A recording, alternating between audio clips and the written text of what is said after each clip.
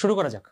তো এখন ভিডিওটা সিরিয়াসলি শুরু করবো, ঠিক আছে? হয়তো বা ওয়ান অফ দ্য মোস্ট রুডেস্ট ভয়েসে হয়তো তুমি আমার কথাটা শুনবা, বাট আমরা প্রতিটা জিনিস একদম প্র্যাকটিক্যালি উঠাবো, কি হচ্ছে না হচ্ছে, কারেন্ট সিচুয়েশন, কি করা উচিত আমাদের অ্যাজ এ স্টুডেন্ট, বা আমরা কতটুকু পর্যন্ত করতে পারি, আমরা সব জিনিসটা নিয়ে কথা বলবো। সবার আগে লেখা আছে ভাই এইচএসসি 2024, এদের কথা কারা শুনবে? এই যে টপিকটা নিয়ে যে কথাটা স্পেশালি উঠছিল কেন, ঠিক আছে? যদি আমি একটু পাস্টের কথা চিন্তা করি, একটা মিনিট, হ্যাঁ এবার পারফেক্ট। যদি কোনো ইস্যু হয় তাহলে ভাই বলতে হবে, ঠিক আছে? তো বেশি দিন আগের কথা না, কিন্তু গতকালকে আমি আমার ফার্স্ট ভিডিওটা দিছিলাম, তো গতকালকের আগের দিন, ঠিক আছে? তো বেসিক্যালি আমার কথা হইতেছে বৃহস্পতিবার রাত্রের কথা। তো বৃহস্পতিবার রাত্রেবেলা ময়মনসিংহের নেত্রকোনা থেকে, ঠিক আছে, ময়মনসিংহ বিভাগের মধ্যে নেত্রকোনা থেকে আমাকে একটা ছেলে একটা মেসেজ দিছে। মেসেজটা আমার এরকম ছিল, ওর মেসেজটা ভালো করে বুঝবা। ও বলছে যে ভাইয়া আমাদের এখানে একদম, মানে আমি তোমাদেরকে ছবিও দেখাবো, যে ভাই বাসায় পানি একদম মানে এই পর্যন্ত উঠে আছে। এখন সেই ক্ষেত্রে তো ভাই আমার পরীক্ষা তো কোনোভাবেই পসিবল না। পসিবল কিভাবে, তাই না? একটা সেন্স তো মেক করা দরকার, যে ভাই যেখানে ওরা ঠিক মতো থাকতেই পারতেছে না, ওখানে তো ভাই পড়ার কোশ্চেনই আসে, মানে বেঁচে থাকা যেখানে সার্ভাইভাল, মানে খাবে কি এটা নিয়ে ওদের চিন্তা করা লাগতো। সেখানে তো ভাই পড়াশোনা অনেক পরে আসে না, ছোটবেলায় পড়ছে, তাই না? মৌলিক চাহিদার মধ্যে সবার আগে আসে কি খাবার, বাসস্থান, দেন কি আমাদের সবার লাস্ট আসে শিক্ষা। তো আমাকে খুব সুন্দর করে বলছে যে ভাইয়া আমার তো আসলে এই অবস্থা, এখন আমার কি আর এক বছর গ্যাপ দেওয়া উচিত কিনা? দেখছো কতটা হাম্বল ভাবে বলছে, মানে ও একদম আশা ছেড়েই দিছে যে পরীক্ষা কোনো কারণে পিছাবে। তারপর আমি বুঝলাম যে, তারপর আমি ওর সাথে ফোন দিলাম, ঠিক আছে, ওর সাথে আমি কথা বললাম ফোন দিয়ে, তারপরে একদম সাথে সাথে কান্না করে দিয়েছে, ঠিক আছে? মানে আমি অনেকদিন পরে, মানে একটা জেনারেলি আমার, মানে আমি একটু হার্ড পার্সন, ঠিক আছে, মানে আমার মধ্যে ইমোশন কম কাজ করে, বাট ওই দিন আর কি ওর কথা শুনে মানে আমার লিটারলি খারাপ লাগতেছে যে আচ্ছা জিনিসগুলো আসলে কি হচ্ছে। তারপরে ভাবলাম যে আচ্ছা ঠিক আছে, লেটস সি, ঠিক আছে, now we have to fight for this. হ্যাঁ দেখো, সবসময় একটা জিনিস মনে রাখবা, পুরা দুনিয়া যদি তোমাকে বুঝায় যে এই জিনিসটা ভুল, পুরা দুনিয়া যদি বুঝায় যে এটা যদি ঠিকও হয়, তাও যদি তোমাকে বুঝায় এটা ভুল, কোনোদিন কোনোদিন চিন্তা করবে না যে এটা ভুল। যেটা ঠিক ওইটা আজীবন ঠিক। ও তোমাকে যদি সবাই বলে যে এটা ভুল, ওটা কোনোদিন ভাই ভুল না। যেটা রাইট ওটা সব সময় রাইট, ঠিক আছে? যেমন কিছুদিন আগে একজন এসে বলতেছিল যে ভাইয়া কি বলে আমাদের এত লাইভ করাতে কোনো কিছু যাবে কিনা, আমার জাস্ট এত, আমরা সবগুলো পয়েন্ট বাই পয়েন্ট বলবো। আশা রাখি তোমরা এখান থেকে একটা আশ্বাস পাবা যে একদম হাইয়েস্ট অথরিটি পর্যন্ত আমরা পিসফুলি প্রোটেস্ট করবো, ঠিক আছে? আমরা কোনো অ্যাগ্রেশন দেখাচ্ছি না, আমরা কোনো ভাঙচুর করবো না, যে সব এটা এটা এটা কোনো সলিউশন না, ঠিক আছে? জাস্টিসের জন্য বা ন্যায়ের জন্য যদি কখনো নড়তে হয় তুমি এভাবে করে করতে পারো না, তুমি কোনোদিন এটা সলিউশন পাবা না। এটা প্র্যাকটিক্যাল ওয়ার্ল্ড। আশা রাখি আমার কথাগুলো বোঝা যাচ্ছে। তো আমরা দেখবো যে আমরা কতটুকু পর্যন্ত যেতে পারি, বাট অ্যাটলিস্ট আমি এতটুকু বলতে পারবো যে না, আমি একজন ছিলাম যে সবার আগে কথাটা নিয়ে বলছিলাম আর একদম লাস্ট পর্যন্ত ফাইট করে গেছি, রেজাল্ট যাই আসুক, ঠিক আছে? সবসময় প্র্যাকটিক্যাল ওয়ার্ল্ড আমি জানি যে অনেক সময় জাস্টিস পাওয়া যায় না, বা ন্যায় যেটা হওয়া উচিত সেটা সবসময় পাওয়া যায় না। এটা প্র্যাকটিক্যাল ওয়ার্ল্ড, এটা প্র্যাকটিক্যাল দুনিয়া, এটা ইমোশনের উপর কাজ করে না। যেটা ঠিক যেটা সবসময় ঠিকই হবে এমন না, but at least will fight till the and. কথা বোঝা গেছে? আচ্ছা, তো এরপরে আমি আর কি ভিডিওটা দিলাম। ভিডিওটা দেওয়ার পরে থ্যাঙ্কস অল ভাইয়ারা, ঠিক আছে? অল ভাইয়ারা যারা পড়াচ্ছে অনেকদিন ধরে, যারা কন্টেন্ট ক্রিয়েটর, তারা অ্যাটলিস্ট এটাকে রেসপন্স করছে, অনেক পোস্ট দিচ্ছে, অনেক ভিডিও দিচ্ছে, মানে I am really grateful to you guys. বা তোমাদের জন্যই, মানে আপনাদের জন্য আর কি জিনিসটা আরো অনেক বেশি এক্সপ্যান্ড আকারে হয়েছে। অন্যান্য ব্যাচেরও জানতে পারছে যে আসলে জিনিসটা হইতেছে, অনেকে তো জানতোই না। পরে এরপরে কাহিনী এখানে শেষ হয়নি। এটা কিন্তু স্মল একটা ইস্যু ছিল যে আসলে পড়তে পারতেছিল না ভাই, বন্যা সমস্যা। এরপরে আমি এই জিনিসটা ডিপ ম্যাটারে গেলাম যে আসলে কি হচ্ছে। যখন আমি ডিপ ম্যাটারে গেলাম তখন আমি অনেকগুলো ইস্যুস পাইছি। আজকে সবার আগে আমি প্রতিটা ইস্যুস নিয়ে ধীরে ধীরে কথা বলা শুরু করি। সবার আগে কি লেখা, এখন পর্যন্ত বোর্ড আমাদের কি ডিসিশন নিয়েছে, ঠিক আছে? দে আর দা অথরিটি। আমাদের অথরিটির প্রতি পুরা রেসপেক্ট আছে। আমরা কারো এগেনস্টে লড়তেছি না, কোনো কিছু করতেছি না, আমরা জাস্টিসের জন্য লড়তেছি, আমরা কারো এগেনস্টে লড়তেছি না ভাই। মানে হাত জোর করে দয়া করে বলতেছি প্লিজ, আমরা কারো এগেনস্টে লড়তেছি না, আমরা জাস্টিসের জন্য লড়তেছি, ঠিক আছে? এটা কখনো জায়গায় যাবো না এইটা ভার্সেস ওইটা, এইটা ভার্সেস আমরা ওইটার জন্য লড়তেছি না ভাই, আমরা জাস্টিস চাই, ঠিক আছে? এক্সামের বেশি দিন নাই। আজকে তোমার হলো কত, 22 তারিখ, আর 30 তারিখ থেকে পরীক্ষা শুরু হয়ে যাবে। যদি কোনো একটা রাইট ডিসিশন যদি না দেওয়া হয়, তাহলে অনেকগুলা মানুষের লাইফের ব্যাপার, ঠিক আছে? অনেক লাখ শিক্ষার্থীর লাইফের ব্যাপার। সো বোর্ড এখন পর্যন্ত কি কি ডিসিশন নিছে, বোর্ড এখন পর্যন্ত ডিসিশন নিছে টোটাল আমাদের 11টা বোর্ড আছে। টোটাল আমাদের, যদি আমার কোনো জায়গাতে কোনো ইনফরমেশন যদি ভুল যায় তা তোমরা অবশ্যই ভাবে কারেক্ট করবে, ঠিক আছে? আমি সারা রাত পর্যন্ত এখনো ঘুমাই নেই। আমি আর 3-4টা ছেলে মিলে তোমাদের এত মেসেজ সবগুলা পড়ছি, সবগুলো, একটা মেসেজও মিস দিই নেই। সবগুলা পড়ে সবগুলো পয়েন্ট আউট করে অনেকগুলো ছেলের সাথে কথা বলে, যারা অলরেডি প্রোটেস্ট করছিল, আন্দোলন করছিল, কি চলতেছে না চলছে সবগুলা ডাটা একবার এখানে অ্যাকুমুলেট করে নিয়ে আসছে, ঠিক আছে? তো প্রথম কথা হলো যে এখন পর্যন্ত টোটাল আমাদের 11টা বোর্ড আছে, আর 11টা বোর্ডে এইচএসসি পরীক্ষার্থী আছে তোমার টোটাল 15 লাখ, 15 লাখ পরীক্ষা দিবে, 15 লাখ। তার মানে এটা কোনোভাবেই কোনো একটা স্মল ইস্যু না যে তুমি না দেখেও না দেখার ভান করে চলে গেলা। দিস ইজ 15 লাখ, এটা একটা ন্যাশনাল ইস্যু। 15 লাখ শিক্ষার্থীর ভবিষ্যতের ব্যাপার। কথাটা বুঝতে পারতো এটা কি পরিমাণ একটা মেজর প্রবলেম? এটা কিন্তু একটা দুইটা স্টুডেন্ট না, এটা পুরো 11টা বোর্ডের 15টা লাখ শিক্ষার্থীর ব্যাপার। তো এখন পর্যন্ত আমাদের বোর্ড কি ডিসিশন নিছে, এখন পর্যন্ত আমাদের বোর্ড ডিসিশন নিছে সেটা হলো যে সিলেট বোর্ডে যেহেতু অলরেডি সিলেট বোর্ডের 80% অঞ্চল ডুবে গেছে, তাই বলা হয়েছে যে সিলেট বোর্ডে আমরা 8 তারিখ পর্যন্ত ইয়া দেবো, 9 তারিখ থেকে আমরা আমাদের এক্সামটা শুরু করবো। ঠিক আছে, 9 তারিখে আমরা আমাদের এক্সামটা কন্টিনিউ করব। এখন কিছুক্ষণ আগে কোন একটা নিউজ রিপোর্ট আই গেস বলা হয়েছে যে আরো 3টা বোর্ড, একটু ভাইয়া কারেকশন, ওখানে 3টা বোর্ডের সাথে অ্যাডজাস্ট করেছে মাদ্রাসা বোর্ড আর কারিগরি বোর্ড। এই 3টা বোর্ডকে নিয়ে কথা বলা হয়েছে যে এদের এক্সাম পিছানো হবে আর কি, 9 তারিখ থেকে এদের এক্সামটা কন্টিনিউ হবে। এতটুকু পর্যন্ত কারো কোনো ডাউট আছে? এতটুকু পর্যন্ত কারো কোনো ডাউট আছে? সব কথা বুঝতে পারছো? এটা হলো এখন পর্যন্ত বোর্ড আমাদেরকে বলছে। এখন এটা ঠিক বলছে না রাইট বলছে, আমরা প্রুফ নিয়ে কথা বলবো। ঠিক আছে, কথা বুঝে গেছে? আমি তোমাদের পক্ষেও না, আমি কারো পক্ষে না, আমি হলো জাস্টিসের পক্ষে। আমি সহজ কথা, আমি জাস্টিসের সাইডে, যেটা ঠিক সেটা ঠিক। আমার কথা হলো এটা। কথা বুঝে গেছে? ক্লিয়ার সবাই?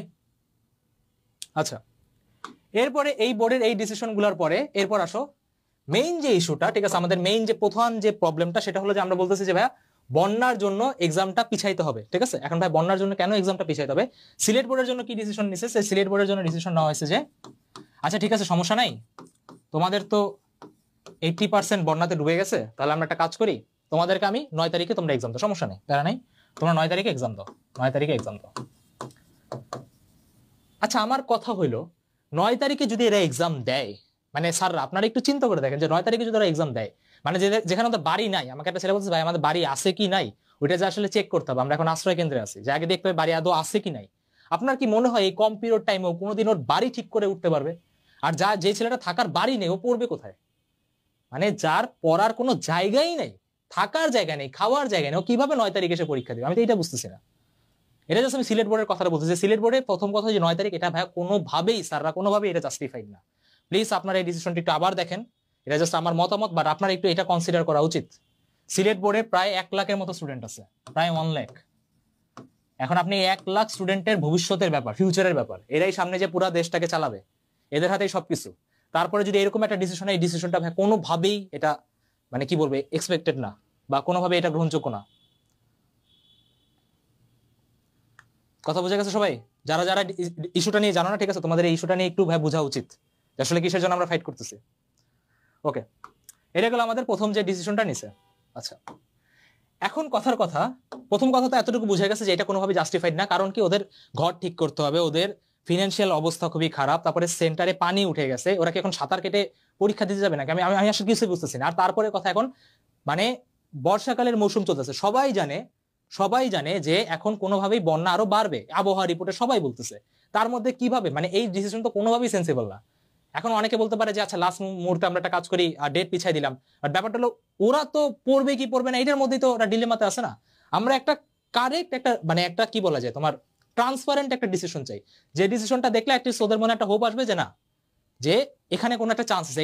এই তারিখ যদি কেউ দেখে, ঠিক আছে, সিলেট বোর্ডের যদি কোনো বাচ্চা একটা এই তারিখ দেখে, ও বলবে কি পরীক্ষা দেবো ভাববে।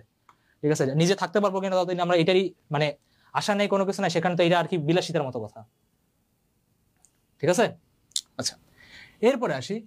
তারপরের কথা, ধরো যদি কোনো কারণে বললো যে না আমরা ডিসিশন পাল্টাবো না, তোমরা 8 তারিখ থেকেই পরীক্ষা দাও, অথবা যদি বলে যে আচ্ছা ঠিক আছে বন্যার অবস্থা খুবই খারাপ, তোমাদের আমি এক্সাম একটু পিছাই দিলাম, তাহলে ঝামেলাটা কিন্তু এখন সলভ হয় না, ঝামেলা আরো হবে। যদি অন্যান্য বোর্ডের এক্সাম নিয়ে নেয় আর সিলেট বোর্ড যদি পিছনে থাকে, তাহলেও সমস্যা হবে। কেন সমস্যা হবে? প্রথম কথা, ওদের যদি এক্সাম পরে হয় তাহলে ওরা এখানে প্রায় 2 থেকে 3 সপ্তাহ অ্যাডমিশন টাইমে যে কম পাবে।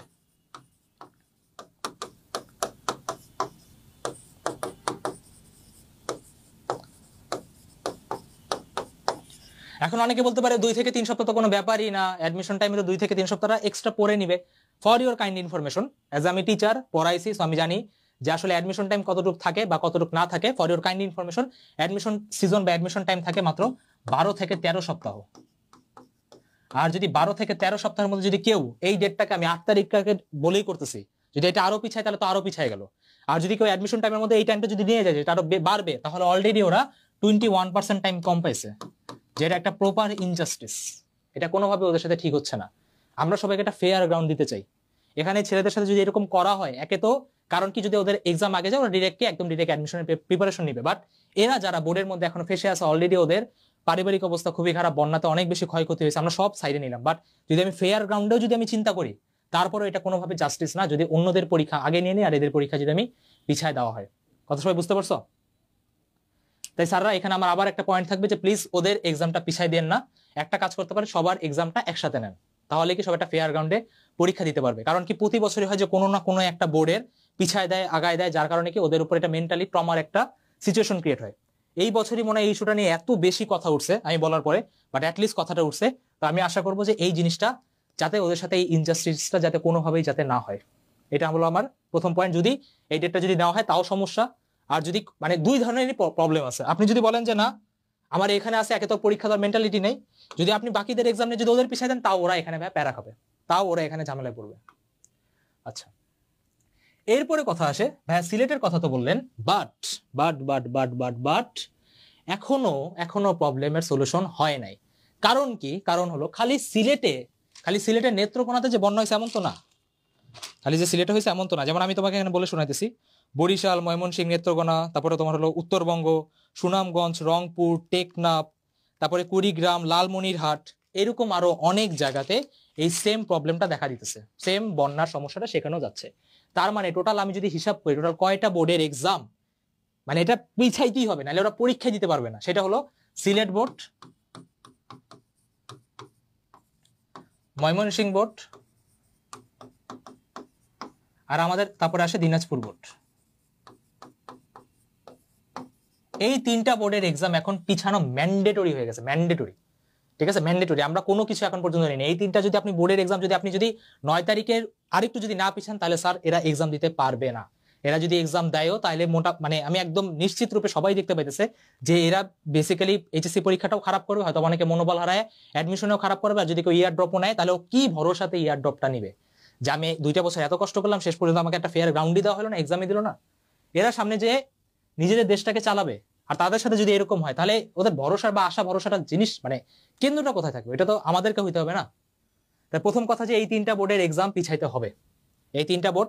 কারণ কি সামনে সব জায়গাতেই মোটামুটি, যেমন খালি ঢাকা বোর্ডেরও অনেক নিচু জায়গাতে সামনে পানি উঠবে, তখন ওরাও ওখানে সাফারিং এ ভুগবে। যেমন ঢাকা বোর্ডের আমি অনেক জায়গা আছে যেখানে পানি উঠে যায়, একটা মিডল ক্লাস ফ্যামিলির লোকের পক্ষে সম্ভব না যে প্রতিদিন 1000, কারণ কলেজ সেন্টার অনেক দূরে দূরে থাকে, যে সিএনজি নিয়ে 1000 টাকা দিয়ে প্রতিদিন যাচ্ছে এক্সাম দিতে আসতেছে, যাচ্ছে এক্সাম দিয়ে আসতেছে, এটা পসিবল না। তো প্রথম কথা হলো যে এই তিনটা বোর্ডের এক্সাম অবশ্যই পিছিয়ে যাবে। যদি সব বাদ দেয়, সব সাইডে নেই, এই তিনটা যদি না দেন তাহলে এই তিনটা বোর্ডের স্টুডেন্টদের অবস্থা খুব বেশি এরা সাফার করবে, খুবই বেশি, মানে যেটা মানে কি বলবো মানে দেখার মতো না। কথা বুঝে গেছে? তার মানে বন্যার সমস্যা খালি একটা বোর্ডে হয় নাই স্যাররা, আরো অনেকগুলো বোর্ডে হচ্ছে। অনেক হয়তো বা বলতে পারে যে ময়মনসিংহে কোথায় হচ্ছে, বাবারে ময়মনসিংহে একটা বিভাগ, ওর মধ্যে আরো অনেকগুলো জায়গা আছে, একটু নিজেরা একটু দেখো। আচ্ছা, এটা হলো আমাদের এখানে কিছু পিকচার যেটা হলো কালকে বসে কালেক্ট করা হয়েছে। দেখো তো পিকচারগুলো চেনা যায়? আপনাদের কাছ থেকে কালেক্ট করা। এটা হলো একটা বাসার পিকচার, এটা হলো তোমাদের সাইডের পিকচার, মানে এখন বন্যার অবস্থা। তারপরে যে তোমার সেম বাসার পিকচার, এটা হলো একটা ফেসবুক পোস্টে ও আমাকে দিচ্ছে যে ভাই দেখেন অবস্থা কিরকম, এই যে তোমার সেম অবস্থা। এটা আমি জানি সবাই দেখছে, ঠিক আছে, এটা নতুন করে দেখানোর কোনো কিছু না, বাট আপনারা দেখতেছেন না তাই আমাদের দেখানো লাগতেছে, তাই কিছু করার নেই। এই সেম অবস্থা, এটা আমাদের প্রতি বছরই বন্যার এই অবস্থাটা হয়, বাট তারপরেও আমি জানি না কেন প্রতিবার বন্যার মধ্যেই এক্সামটা নিতে হবে, সেম অবস্থা। এটা হলো কোথায়, আচ্ছা ব্লার দেখা যাচ্ছে না, সেম ভাবে সবকিছু একদম ডুবে পুরো নাই হয়ে গেছে। তাহলে আশা রাখি সিচুয়েশনটা বোঝা যাচ্ছে যে আপনারা যদি কোনো কারণে পরীক্ষাটা যদি এই মৌসুমে যদি নেন, আপনারা যদি মনে হয় যে না আমরা 30 তারিখে এক্সাম নিব, তাহলে অনেকগুলা বাচ্চার সাথে এটাই পিওর ইনজাস্টিস হবে, পিওর ইনজাস্টিস। আর আমরা জানি যে আপনারা এই অন্যায়টা কারোর সাথে হইতে দেবেন না, তাহলে আশা রাখি আপনারা এক্সামটা প্লিজ পিছাবেন। আচ্ছা, এরপরে আসি। এখন কথা হলো এই যে এইচএসসি যে ক্যান্ডিডেটরা, এদের আমরা একটু ব্যাকগ্রাউন্ডটা দেখে আসি। এটা হলো এসএসসি এক্সামে, একটু বলো তো কমেন্টে, তোমরা এসএসসি এক্সাম দিছিলা না? এসএসসি এক্সামে তোমাদের সাথে কি হয়েছিল একটু কমেন্টে দেখি। এসএসসি এক্সামে তোমাদের সাথে কি হয়েছিল? আচ্ছা, সব কথা নিয়ে বলবো, ঠিক আছে, তোমরা যা যা বলতেছো আমি বলবো, ঠিক আছে। আমি জানি যে আজকের লাইভে কিছু হবে কি হবে না, না হওয়ারই চান্স বেশি, বাট অ্যাটলিস্ট অ্যাওয়ারনেসটা তো বাড়াইতে হবে, সচেতনতা বাড়াইতে হবে। অনেকে জানেই না কাহিনী কি হচ্ছে, কেউ কারণই বুঝে না, অ্যাটলিস্ট ওদেরকে বুঝাইতে হবে। অ্যাটলিস্ট যদি অন্যান্য কন্টেন্ট ক্রিয়েটর বা অন্যান্য যদি দেখে যে আসলে সমস্যাটা অ্যালার্মিং, 15 লাখ বাচ্চার কথা, 15 লাখ বাচ্চার ভবিষ্যতের কথা, তাহলে অ্যাটলিস্ট অনেক জায়গা থেকে রেসপন্স আসবে। এটা খালি মানে এটা সবার ফাইট, ঠিক আছে, সবার ফাইট। আমি বারবার একটা কথা সেদিন থেকে বলে আসতেছি যে ইনজাস্টিস তুমি যদি কখনো দেখে থাকো তাহলে এটা উইকের পরিচয়, ঠিক আছে, উই হ্যাভ টু ফাইট। যেটা ভুল সেটা ভুল। ইয়েস, এসএসসি এক্সামে করছিল কি, এদের 2 দিন আগে বন্ধ করে দিয়েছিল, এরাও সেম তখনও বন্যার সমস্যাতে পড়ছিল, বন্যার সমস্যাতে পড়ছিল। আর যখন বন্যার সমস্যাতে পড়ছিল তখন ওদের আবার এক্সামটা তখন একদম টেনে নিয়ে চলে গেছিল আমার সেপ্টেম্বরে, ওরা এক্সামটা দিছে তখন ওদের আবারও সেই সেপ্টেম্বরে এক্সামটা নেওয়াই দেওয়া হয়েছে। এখন এইটা অলরেডি আপনাদের মানে একটা গুড এক্সাম্পল যে না অ্যাটলিস্ট রাইট মোমেন্টে এটা 2 মাস পিছানো হয়েছিল এক্সাম, তাই না? এর এক্সামটা 2 মাস পিছানো হয়েছিল, এসএসসির এক্সামটা 2 মাস পিছানো হয়েছিল, তখনও তোমার মানে সেম ইস্যুটাই ছিল যে বন্যার সমস্যা। তো আপনাদের উপর আমার এখনো ট্রাস্ট আছে যে আপনারা এরকম একটা অ্যান্সার এইবারও দিবেন যাতে অ্যাটলিস্ট এই বাচ্চারা যাতে একটা ফেয়ার গ্রাউন্ড পায়। আর তারপরে কথা, এখানে কাহিনী কিন্তু শেষ হয়ে যায় নাই, এদের আরো একটা কাহিনী আছে। এটা কিন্তু এসএসসি এক্সামে শর্ট সিলেবাস পড়ে আসছে, এরা এসএসসি এক্সামে পড়ে আসছে শর্ট সিলেবাস, এসএসসিতেই এরা পড়ে আসছে শর্ট সিলেবাস। এখন শর্ট সিলেবাসের কারণে এই এইচএসসি 24 ব্যাচের সাথে কি হয়েছে সেটা আমি সামনে বুঝাই দিব। এরা অলরেডি শর্ট সিলেবাস পড়ে আসছে। আচ্ছা, এখন কথা হলো এদের অ্যাডমিশনের উপর এটার প্রভাব কিরকম ভাবে পড়বে। প্রথম কথা, এরা এসএসসি তে শর্ট সিলেবাস পড়ে আসছে, তো শর্ট সিলেবাসের জন্য যদি পড়ে আসছে তো অলরেডি বেসিকে হিউজ পরিমাণ ঘাটতি আছে, খালি ঘাটতি না হিউজ পরিমাণে ঘাটতি আছে। এখন এই হিউজ পরিমাণ ঘাটতির জন্য আমরা সামনে টাইম লাইন নিয়েও কথা বলবো, আসলে টাইমও কম পাইছে সেটা সামনে প্রমাণ করে দিব, বাট এটা আমাদের পরের ডিসকাশনের ব্যাপার। বাট তার আগে সবচেয়ে ইম্পর্টেন্ট যেটা হলো ওদের সামনের অ্যাজ এ মিডল ক্লাস ফ্যামিলির তার জায়গা থেকে ওঠার একটাই মাত্র উপায় থাকে পড়াশোনা করবে, ভালো ডাক্তার হবে, ভালো ইঞ্জিনিয়ার হবে, ভালো ভার্সিটিতে যাবে, বাবা মার মুখ উজ্জ্বল করবে, নিজেদের অবস্থা থেকে উঠবে। এটা পড়াশোনা অনেক বড় একটা অস্ত্র। আমি আমার লাইফে এখন পর্যন্ত যা পেয়েছি সব থ্যাঙ্কস টু পড়াশোনা, খালি একটা পড়াশোনা, টেবিলে বসে পড়াশোনা, এটা অনেক কিছু দিতে পারে। তো প্রথম কথা যে মেইন যে জিনিসটা অ্যাডমিশনের উপর এটা খুব বিরূপ একটা প্রভাব পড়বে। কারণ কি, অলরেডি আমাদের মেডিকেল হলো বলে দিছে যে ডিসেম্বরে এক্সাম হবে। মেডিকেল অলরেডি বলে দিছে যে আমাদের এক্সাম আমরা ডিসেম্বরেই নিব। তার মানে যদি কোনো কারণে সিলেট বোর্ড আর আপনারা যদি বাকি 3টা বোর্ডকেও যদি পিছায় দেন তাহলে হবে কি, ওরা সপ্তাহ কম পাবে, টাইম কম পাবে, যেটা আবার ওদের সাথে অন্যায় করা হচ্ছে। আর কেন, এখন অনেকে বলতে পারে যে মেডিকেল কি তার এক্সাম পিছাবে না? না, পিছায় না। যে কোনো পাবলিক এক্সামে ডেট পিছানো হয় না। যেমন এর আগের বার যখন গুচ্ছতে একবার এক্সাম হয়েছিল তখনও বন্যার সমস্যা হয়েছিল, ছেলেরা অনেক রিকোয়েস্ট করছিল, বাট গুচ্ছর অথরিটি তখনও এক্সাম পিছায় নাই। তার মানে অ্যাডমিশনের টাইম ওটা ফিক্সডই পাবে, ডিসেম্বরেই এক্সাম হবে। মেডিকেল বলে দিছে মানে বলে দিছে। তো এখন কথাটা কি, এখন কথা হলো আমরা কাউকে অ্যাডভান্টেজ দেবো না, কাউকে ডিসঅ্যাডভান্টেজ দেবো না, আমরা সবাইকে একটা সমান প্লে ফিল্ডে রাখবো। আর তারপরে কথা, মেডিকেলে বা বুয়েট বলো বা ভার্সিটি বলো, এখানে এইচএসসির যে মার্কটা সেটা ম্যাটার করে। বুয়েটে মার্ক ম্যাটার করে, বাকিগুলোতে তোমার গ্রেড ম্যাটার করে, গ্রেড বা মার্কটা ম্যাটার করে। তাই এইচএসসি কোনো মানে মোয়ার এক্সাম না যে আচ্ছা হেলায় খেলায় পরীক্ষা দিয়ে দিলাম, হেলায় খেলায় দিলাম, আচ্ছা নাম্বার একটু কম পাইলে কি হয়েছে, তোমরা অ্যাডমিশনে যে ভালো মতো পড়ে নেবে না, এই জিনিসটা এভাবে কাজ করে না। ওরা যদি এইচএসসিতে যদি কোনো কারণে পরীক্ষা যদি খারাপ হয় তাহলে ওদের অ্যাডমিশনও খারাপ হবে, এটা একদম মাস্ট। একে তো টাইম কম পাচ্ছে, একে ওরা নাম্বার কম পাবে, নাম্বার কম করার কারণে অনেক জায়গাতে ফর্মই তুলতে পারবে না, যেটা অনেকগুলা মানে কি বলবো যারা অনেক দিন ধরে কষ্ট করছে ওদের সাথে এটা আবারও সেম ভাবে অন্যায় করা হবে। তা আমি চাই যাতে কারোর সাথে যাতে এই অন্যায়টা না হয়। ওকে, হ্যাঁ, we fight till the end. Okay, এইবার আসি, এরা কি প্রপার টাইম পাইছিল? প্রতিটা ইস্যু নিয়ে কথা, প্রতিটা ইস্যু মানে যতগুলা লুপ হোল আছে প্রতিটা লুপ হোল নিয়ে কথা বলবো। ওকে, আচ্ছা, প্রথম কথা, এরা কি প্রপার টাইম পাইছিল? না। কিভাবে এরা প্রপার টাইম পায় নাই? তার কারণ হলো, আচ্ছা তোমাদের ক্লাস কবে শুরু হয়েছে একটু বলো তো? ওদের ক্লাস শুরু হয়েছে 2023 সালের ফেব্রুয়ারিতে। ঠিক বলছি নাকি ভুল বলছি? 2023 সালের ফেব্রুয়ারিতে ওরা ক্লাসে গেছে। আর মজার ব্যাপার, এরা টেস্ট পরীক্ষা দিতে বসছে 2024 সালের ফেব্রুয়ারিতে।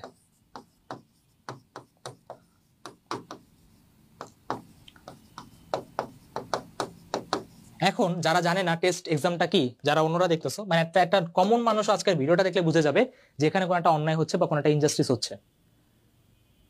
এখানে টেস্ট এক্সাম মানে হলো এমন একটা এক্সাম যেখানে একটা বাচ্চা ফার্স্ট পেপার আর সেকেন্ড পেপার দুইটা পড়ে এক্সাম দিতে চায়। তার মানে এখানে যে আমার টাইম ফ্রেমটা ও পাইছে এখানে টোটাল কত, 12 মাস। আর ওর টার্গেট কি?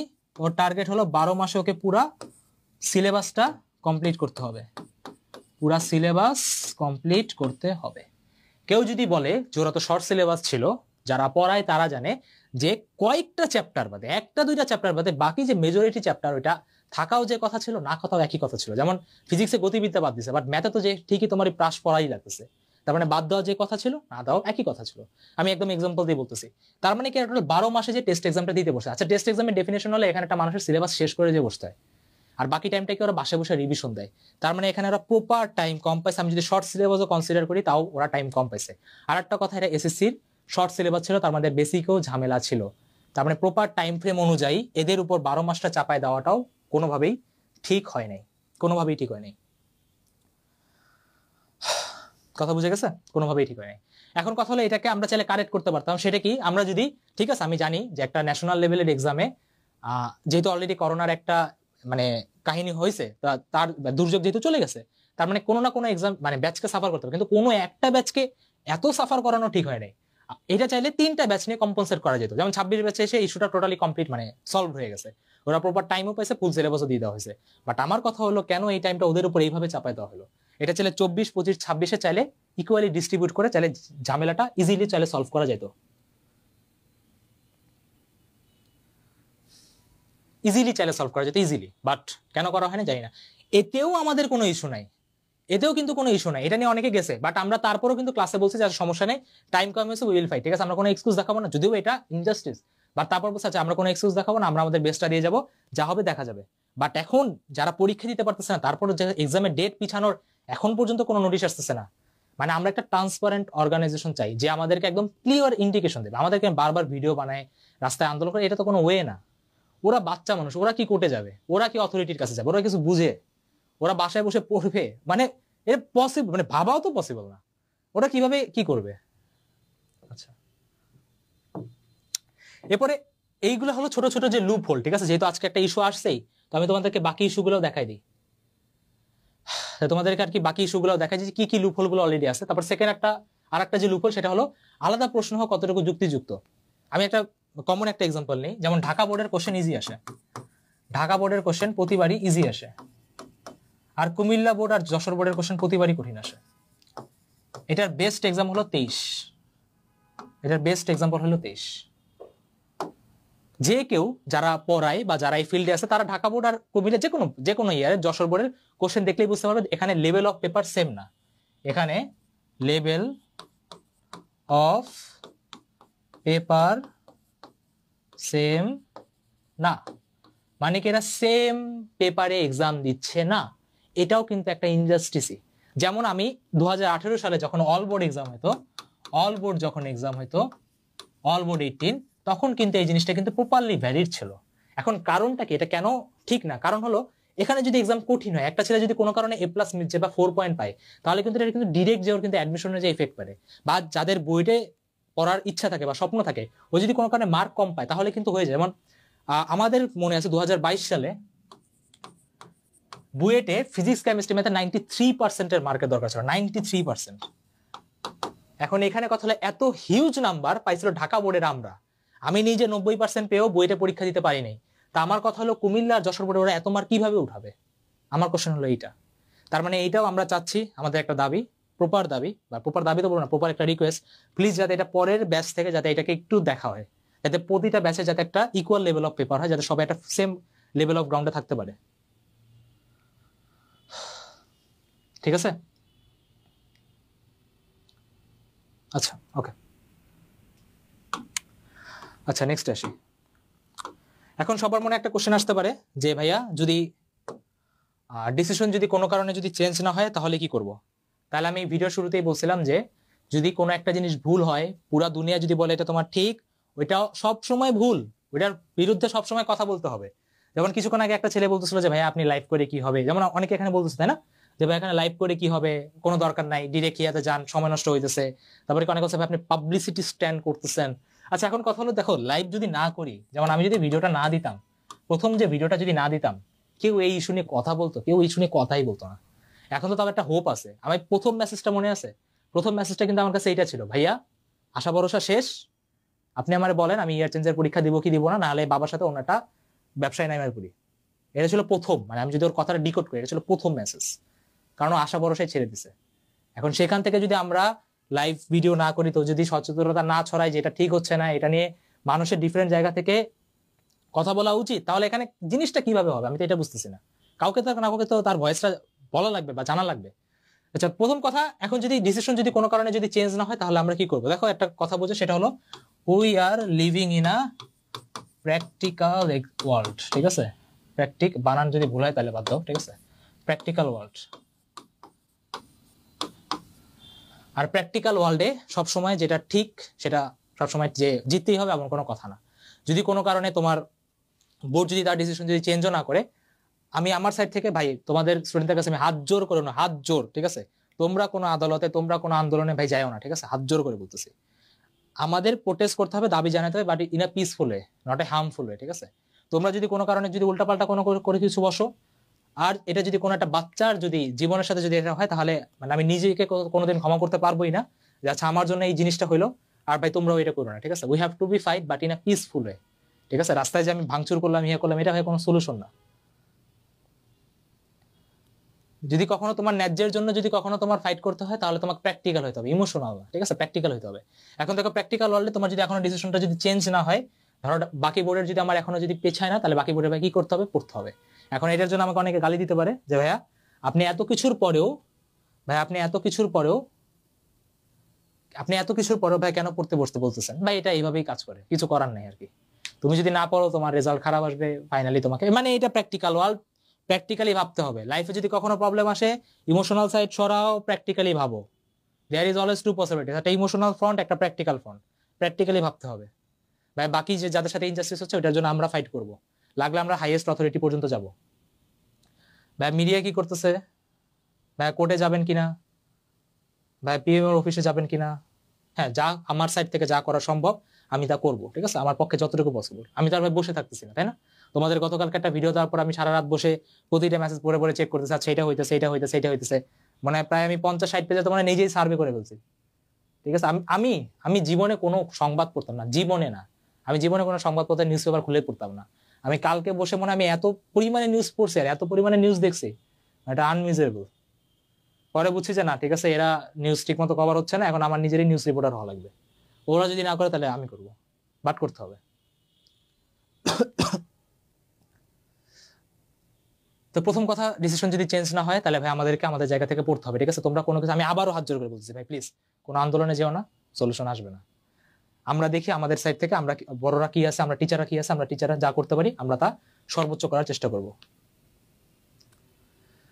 ওকে আচ্ছা, এখন কথাটা বুঝে গেছে ভাই, প্র্যাকটিক্যাল ওয়ার্ল্ড পড়তে বসো, ঠিক আছে। ঢাকা বোর্ডে যারা ভাবতেছে যে ভাই টেনশনে আসি, পরীক্ষা পিছাবে, কি ধরে নাও পরীক্ষা পিছাবে না, পড়তে বসো, পড়তে হবে ভাই, পড়তে হবে, ঠিক আছে। আজকে লাইভের পর পড়তে হবে, ঠিক আছে, 4-5 ঘন্টা পড়তে হবে। বাকি জায়গায় কি হচ্ছে ওইটার জন্য আমরা ভাই চিন্তা করতেছি, আমরা আমাদের ভাই টেনশন হয়। এখন ভাই কিছু করার নেই, প্র্যাকটিক্যাল ওয়ার্ল্ডে প্র্যাকটিক্যাল মানে প্র্যাকটিক্যাল চিন্তা ভাবনা করতে হবে, তোমার ভালো লাগুক বা খারাপ লাগুক, মানে এভাবে আর কি তোমার ওয়ার্ল্ড আর কি কাজ করে।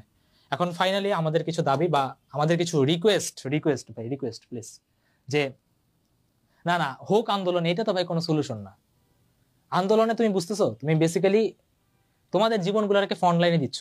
এখন অনেকে বলতে পারে যে ভাইয়া যদি এইচএসসি এক্সাম খারাপ হয় তাহলে কি হবে, ভাই হাজারটা এক্সাম্পল আছে, হাজারটা এক্সাম্পল আছে যে যারা এইচএসসি পরীক্ষাতে ভালো না করেও জীবনে এমন জায়গাতে গেছে, মানে অন্য লেভেলের সাকসেসে আছে হাজারটা, বাট তারা কোনোদিন লাইফে গিভ আপ করে নাই। কথা বুঝতে পারছো? একটা এক্সাম তোমার লাইফকে কোনোদিন ডিসাইড করতে পারে না, কোনোদিনই না। অনেক কথা ভাইয়া আপনি তো ভার্সিটিতে চলে গেছেন তাই আপনি এরকম করে চিন্তা করতেছেন, বাট ব্যাপারটা হলো ভাই একটু এমনও এক্সাম্পল আছে না যারা বিলিয়নস অফ মার্কেটের কোম্পানি দাঁড় করায় ফেলছে, কোটি টাকার কোম্পানি আছে ওদের কাছে, কিন্তু ওরা কি কোনো এইচএসসি তে বলছে যে আমি এইচএসসি তে গোল্ডেন এ প্লাস, এইচএসসি তে কোনো রকম পাস পেয়েছি বা ফেলও করছে, ডাজন্ট ম্যাটার। তোমার এটা লাইফের জাস্ট একটা সার্টেন স্টেজ। এখন এটার জন্য তুমি যদি আন্দোলন করো বা যদি এখানে কোনো শিক্ষার্থী যদি কোনো কারণে কোনো ক্ষতি হয়, তাহলে এটার দায়ভার কে নেবে? তুমি নিবো না আমি নিবো?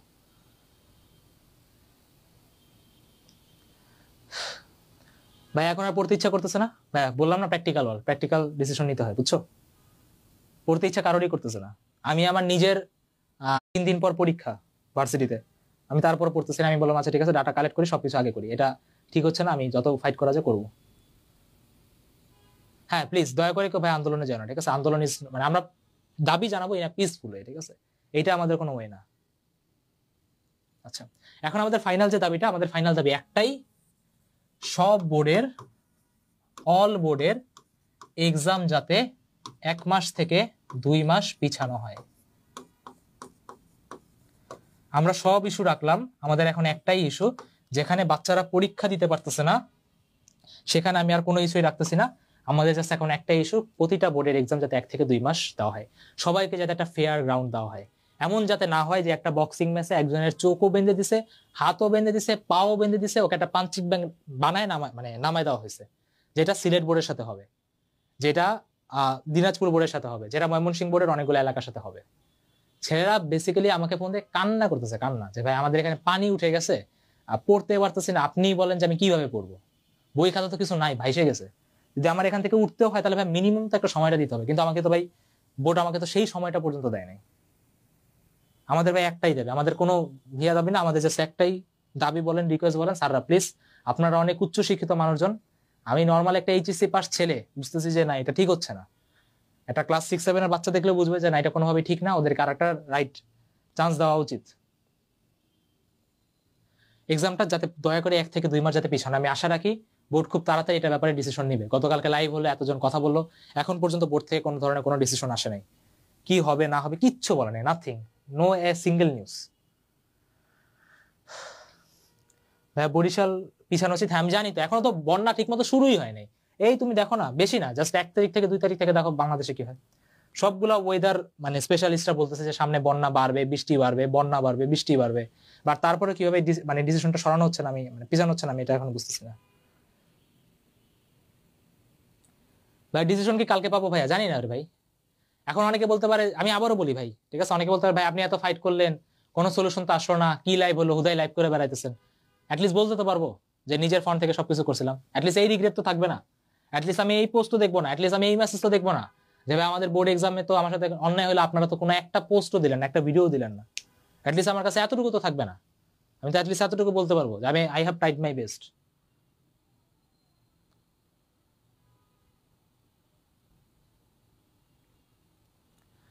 হ্যাঁ ভাই, আমরা মিডিয়া বা যতটুকু করা যাচ্ছে, ঠিক আছে, আমরা আমাদের ট্রাই থেকে সবকিছু ট্রাই করতেছি। বুঝতেই পারো ভাইয়া প্র্যাকটিক্যাল হল, বুঝছো, কোনো প্রপার ইনফরমেশন ছাড়া আমি যেটা প্রপার ইনফরমেশন সব দেখাইলাম, প্রমাণ করে দিলাম যে কেন এটা ঠিক, কেন এটা ঠিক না, তারপর সব ট্রাই করতে যাতে অ্যাটলিস্ট একটা যাতে আমরা সলিউশন পাই, অ্যাটলিস্ট একটা।